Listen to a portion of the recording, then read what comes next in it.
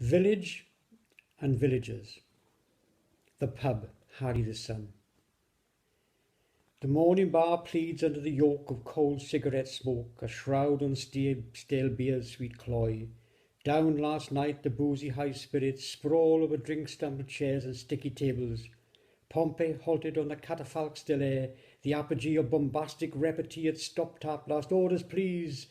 No sign of life in this morning's bright light, for in the night the moment had congealed. The grocer's shop, Howell the shop. On a sanctuary seat in from the street sits a woman in gossip and queue. Sunlight flows in, gossamer warm, caressing the repartee that's ticking lists fecund drawn down from pregnant shelves. Diamond Horn the bacon slicer sings and rashers land like linen on greaseproof paper. The peg-wire garottes are rind round of cheese, fast wrapped bloodless with a magician's deceit.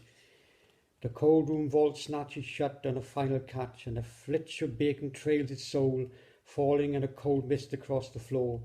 Short, rotund in overalls grey, the shopkeeper scrawls illegible bills, please pay at the end of the week. The door jerks, the bell irritates, ladies glide in and out, the baton of gossip has passed on, next please shuffles forward in the queue. The coalman, Ivor the coal. The coal-mill commensal in every home plods through when the coal shed's low, black-faced masked with a shiny patina of coal dust, soulful eyes belied by an axolotl smile, languid in the grime. Bent to the load he grunts in code as he counts the sacks off his leather shoulder-piece that shines brighter than the chalk stirrup of a mating ram. Newspapers line the floor from door to door as into the green Anderson shelter they go, best nuggets hard for hard winter nights. But the question begs, is there a man outside this cameo? The oilman, nameless. Deaf and dumb in his plain van, his grunted gestures, his seance between two worlds. Pale, olive-skinned with the shiny pallor of all men doomed to die. With brass taps turned into tundish flows, paraffin for heaters, oil for lamps dispensed from genie vats deep inside the van. A heavy aroma lurks just beyond recall. Where he comes from, no one knows. Where he goes to, no one knows. The milkman, James the Milk. First it was the dairy, James the Milk. All jugs and white walls, marble slabs, proud churns on guard outside. Then he closed to the milk float burning along, bottles bickering in the crates of dawn. But the local dairy was where the farm and mud met its match, and fields yielded the harvest for our breakfast table. In respect, the countryside and village lent shoulder to shoulder, urging man to land. The cobbler, again nameless. Shall the last be first for this nameless gnome deep in the gloom of his cobweb home, or is his last the last of the few? Sprigs tight-lipped he hammers, fixing souls for souls. The barest nod of understanding as he repairs a place at his bench, the aroma of leather and polish from shoes resplendent on the shelf. Back out into the daylight, for this world is his and his alone. Tap, tap, tap. Newsagents, Ernie's. Ernie had the sweet shop, in the pantheon of gods supreme. 2 ounces of these, a quarter of those, always fulfilled our dreams. Sherbet fountains, licorice, lucky bags, love hearts, Parma violets, bubble gum, lollipops, gobstoppers, stop, stop, stop. Enough pleasure from this den. For he also sold the Beano and the Dandy. These are topper too, bastions of humour where a child could retreat from his worlds of woe, from the worlds of woe. But Ernie, he had diabetes, went blind as we watched, as he fingered his watch to tell the time of day. Then, as children do, we blinked a bit, poor-faced across the counter. Then we were off clutching a comic, sure in their embrace. Then one day he wasn't there. Poor Ernie had died. Still, never mind. Someone else proffered our sherbet Beano. So all's well in our sticky finger world, the magic veil of childhood, as thick or as thin as mood demands in those halcyon days, a magic rare indeed. The empty shop, Elijah's. Elijah's shop was a netherworld. My mum sent me there for bread, once a week I think, just to give him trade. The windows were screened, inside dark with gloom, the smooth wooden counter empty, as was the shop, his room. as was the shop this room. Turned back to Elijah, a friendly old man, with right hand forever flexed, wrist broken in the womb. What he sells, I do not know, but on the shelf are Alibaba urns painted green with lids and numbers writ in gold. Time here seems suspended, the shop backs away, fading as it does. I think he sold potatoes, but of this I'm sure.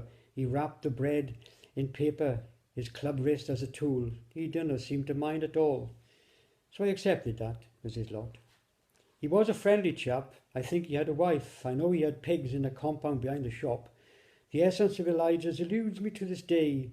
Dust right through my fingers, and as I turn away, it settles on the quiet room, bedding down for a long, long sleep. The Ironmongers, John Shops. Shop coat light brown, pencil-lined moustache, stub pencil behind his ear, John stands tall. For all the world outside is on his shelves, so the question must be asked and answered with a tight smile. Have you got? Away into the back of the store, deep his steps retreat, then silence. No sound across his time, just silence. Then a faint footstep Doppler teases, and it approaches. There you go, that's what you need, agreed? And the balance of parcel universes is re-established, parallel universes. For 2 and 6 the nugget is in the paper bag, brown bag of clothes, like the Hessian sacks of corn stacked on the floor, and maple seeds and other mixes for the pigeon fancy's winning concoction. The seeds spill through his fingers, and the colour speaks of sunny harvests and pigeons exploding from lofts like snipe in the sunshine, kingfishers skimming streams. To stand in John's shop spoiled for choice is the stuff of dreams. A rag and bone man, Confire. Rag bone, rang bone, rang and bone. If you miss the words, you'll get the tone. No longer to make glue, it was once, I'm told, but for scrap metal to the dealer bone. The horse plodded, gee up boy, it plodded, from times of yore or so it seemed. The horse nodded, and Con nodded, the cart nodded, and on, piled high with this and that. Shiny rains, the whole scenario was resplendent, floating through the village, slowing right down.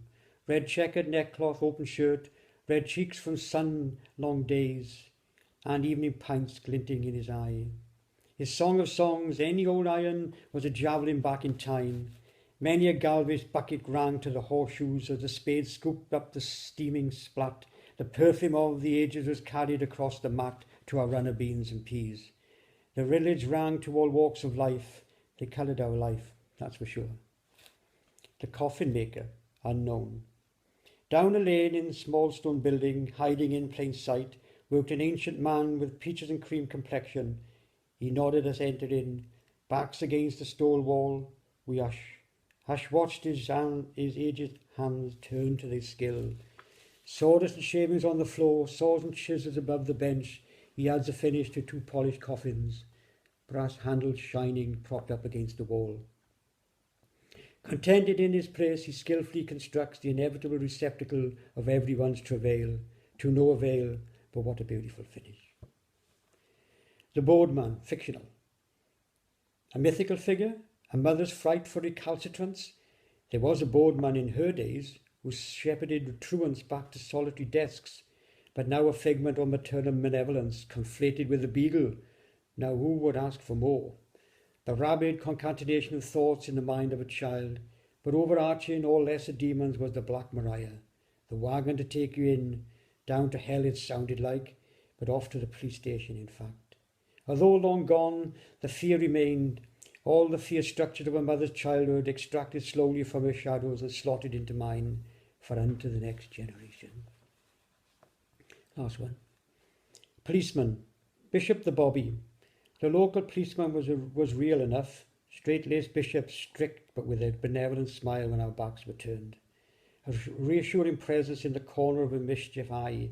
There was another policeman, Mr. Usher, who was spoken of in whispers of trepidation, a right so-and-so, but conflated in my mind, absurdly, with Russia, and therefore rush you in, a gyrating vortex of anxiety best treated by a flight across the meadow at full pelt.